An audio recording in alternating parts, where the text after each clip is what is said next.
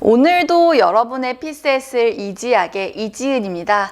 저희 오늘은 문제 해결 복잡 규칙 문제 같이 풀어보도록 할 거고요. 대표 문제부터 펴주시면 되겠죠. 대표 문제 지문이 굉장히 길어 보이지만 절대 어렵지 않아요. 여러분들 차근차근 잘 따라오시면 잘 풀 수 있고, 또 문제를 어떻게 풀지는 보기가 말해주고 있죠.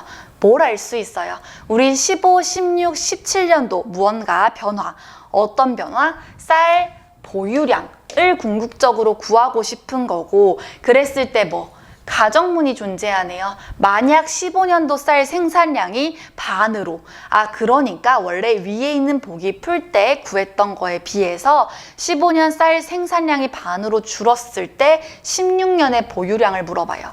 즉 이 문제 어떤 것이 제시돼 있겠어요? 15년의 쌀 생산량이 얼마일 때 16, 17년의 쌀 보유량은 어떻게 되는가를 구해야 되는 문제죠. 우리 문제 구하는 내용 벌써 다 알아냈어요.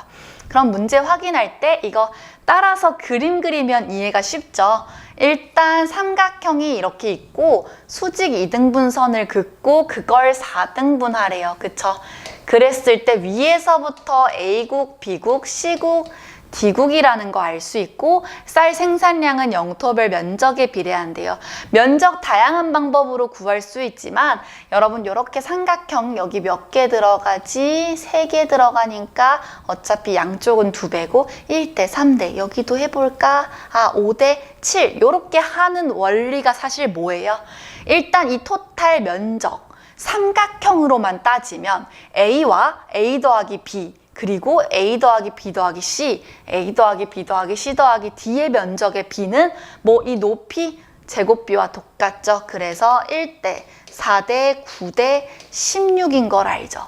그러니까 앞선 작은 삼각형의 면적을 빼준다면 결국 1대 3대 5대 7이 이 지금 삼각형과 B, C, D의 면적이라는 것을 알 수 있죠. 여러분들 어렵지 않게 이 B 찾아낼 수 있죠. 이게 뭐예요? 영토별 쌀 생산량이에요. 그쵸? 언제? 첫 해 2015년 1년 동안.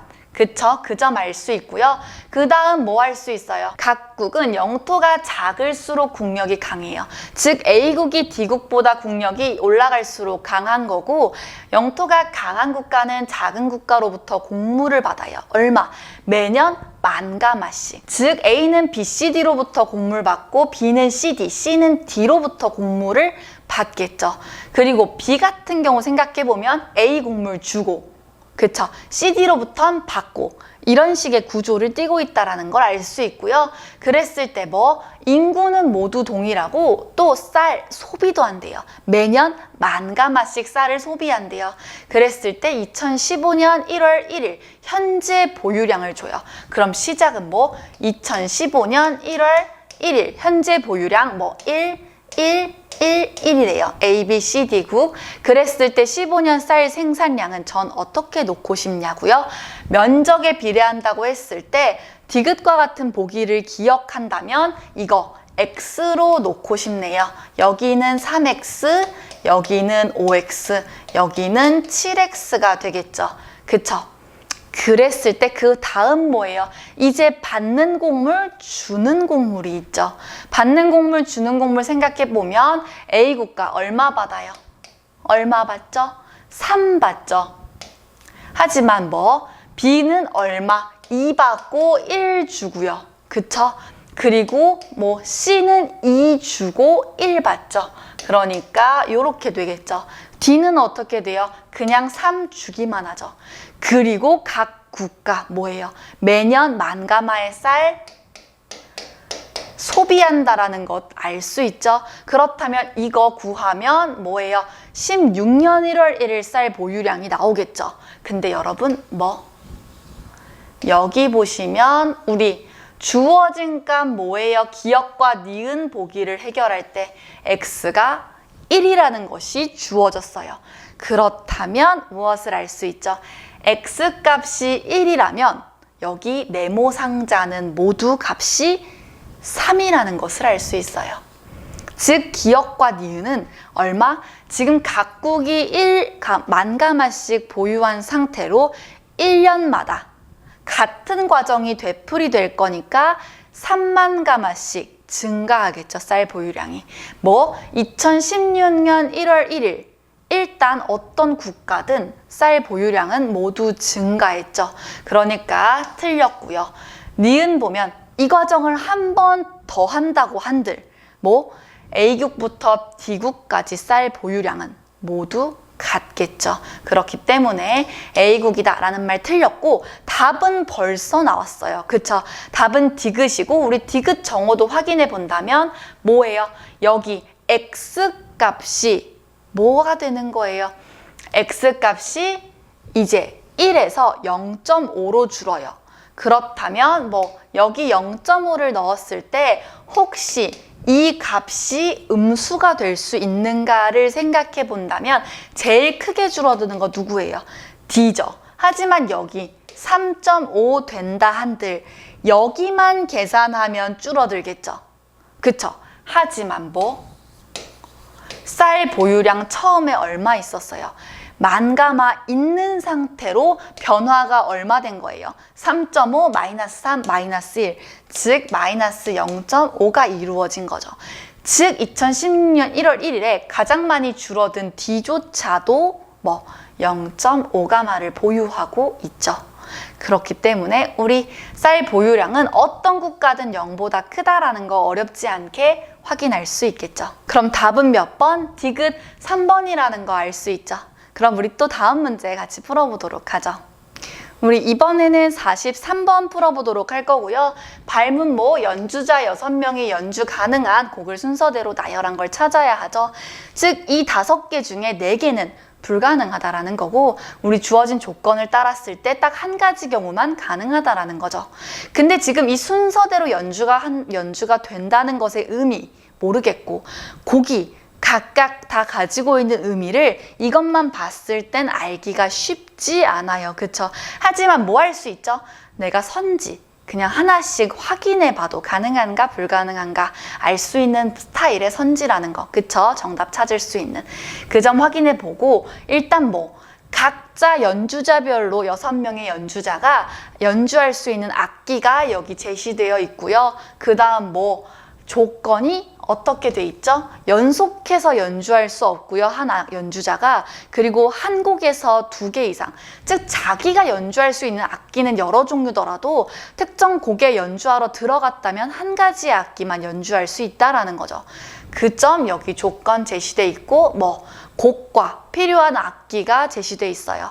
어떤 특징 발견할 수 있죠? 일단 악기 단 2개만 필요한 곡도 있고 5개까지 필요한 곡이 있어요. 어떤 것이 제약이 더 큰가요? 당연히 5개 필요한, 즉 5명이 연주해야 되는 곡이 가장 제약이 크죠. 선지 어떻게 돼요? 숭어가 여기도 있고 여기도 있어요. 우리 최소한의 인원수가 필요한 곡조차도 연주자가 2명은 필요해요. 근데 숭어는 연주자 5명이 필요해요. 왜? 한 사람은 한 개의 악기밖에 한 곡에서 연주할 수 없으니까 5명이 연주를 해야 된다는 거죠. 그러면 숭어는 어떤 곡과 매칭되어도 한 연주자가 이전에 연주했다면 다음 곡 연주 못한다고 했잖아요. 즉 이것과 이것의 연주자 수를 합쳤을 때 6명이 넘어버리면 불가능한 조합이죠. 즉 1번과 2번은 불가능한 조합이라는 걸 알 수 있어요. 그럼 선지 3번부터 다시 확인해 보면 3번과 4번이 베토벤의 유령에 대한 이야기를 하고 있으니까 이걸 같이 한번 봐보고 싶죠. 유령은 어떤 곡인지 봤더니 피아노, 바이올린, 첼로가 필요해요. 그랬을 때 멘델스존의 오피 4구 역시 피아노, 바이올린, 첼로가 필요하고 이때 필요한 인원수는 6명을 초과하지 않죠. 정확히 6명이니까 각각 한 개의 악기를 연주할 수 있다면 인원수는 문제가 안 돼요. 하지만 우리 만약에 모두 한 번씩 연주했는데 어떤 사람이 연주할 수 있는 악기가 한 가지밖에 없다면 그 사람은 무조건 그 악기를 연주했겠죠. 누구? A와 B는 무조건 바이올린을 연주했어야만 하죠. 하지만 그때 무슨 문제가 생겨요? D는 그럼 어떤 악기를 연주했나요? 그쵸? 더 이상 바이올린 필요 없잖아요. A와 B가 바이올린 하나씩 했다면 바이올린과 비올라밖에 연주 못하는 D는 나머지 연주할 자리가 없죠. 즉 뭐 얘네가 다 같이 6명 이렇게 연주할 수 있는 방법은 없다는 거 알 수 있죠. 그래서 이 조합도 불가능하다는 거 찾았어요. 그럼 다음 조합도 확인해 볼게요. 이번엔 모차르트 K488과 비교해야 되는데 이건 여러분들이 기출을 많이 풀어보면 생기는 팁인데 지금 위에서 베토벤의 유령과 멘델스존을 확인했죠. 근데 뭐 4번부터는 곡이 3개가 나와요. 그럼 저라면 요렇게 2개 조합보다 이렇게 2개 조합을 먼저 보고 앞에를 확인해 볼 것 같아요. 왜? 이거 맞아도 여기서 안 될 수 있게 문제 낼 가능성 굉장히 크잖아요. 그렇기 때문에 우리 여기를 먼저 보고 싶다는 생각이 들어요. 그럼 모차르트 K488과 슈만의 OP47이에요. 슈만 어디 있죠? 여기. 이것도 마찬가지로 어떻게 돼요? 악기 총 6개예요. 연속되는 2개의 곡에. 그쵸? 그랬을 때 뭐? 모두가 한 번씩 연속해서 여기와 여기 연주했어야 해요. 그렇게 됐을 때 무슨 문제가 생겨요? 아까랑 똑같은 말이 적용되죠. 6명이 모두 한 번씩은 연주를 했다면 그렇다면 반드시 하나의 악기밖에 연주할 수 없는 사람은 그 악기를 이 2곡 중에 한 번은 연주했어야만 하죠. 그렇다면 뭐 바이올린 연주할 수 있는 사람 아까 A와 B는 바이올린밖에 연주할 수 없었잖아요. 근데 이렇게 우리 6개 필요한데 바이올린은 하나밖에 없죠. 그러니까 어떻게 된다? 이렇게도 불가능한 조합이다. 왜? A와 B 저 2명이 배치될 수가 없다라는 거죠. 그렇기 때문에 4번도 틀렸고 정답은 5번이라는 거 확인할 수 있어요. 5번이 가능한지는 여러분이 직접 확인해 보시면 되겠죠. 불가능한 걸 찾는 게 조금 더 용이했을 문제죠. 그래서 여러분들 문제 전혀 어렵지 않았죠. 그쵸? 왜? 우리 이런 아이디어 정말 많은 문제에서 쓰이고 있죠. 그쵸? 여러 명이서 뭐 반드시 이 사람이 참여했다면 우리 가영이부터 받아. 우리 종목 참여하는데 한 사람이 한 종목 참여했을 때 한 종목 밖에 참여할 수 없다면 반드시 그 종목을 참가한다와 같은 아이디어 들어본 적 있죠? 우리 저번에 같이 풀어봤잖아요. 그런 아이디어가 계속해서 사용되는 거예요. 이건 악기의 외형을 띠고 있지만 여러분들이 뭐 가장 커다란 조건이 뭐 인원수라는 조건 통해서 그리고 이거 각 사람마다 연주할 수 있는 악기 해서 6명 매칭되었을 때 뭐 모두가 6명이 연속해서 필요하다면 이 조건 때문에 뭐 반드시 모두 한 번씩 연주를 연속되는 2곡에서 했어야만 하고 그때 뭐 누군가 연주 무조건 한 번씩 해야 됐다고 했을 때 모순 찾으면 되는 문제였다라는 거. 그래서 여러분 어렵지 않게 답 도출하고 그럼 또 다음 시간에 다음 유형 문제 같이 풀어보도록 하죠.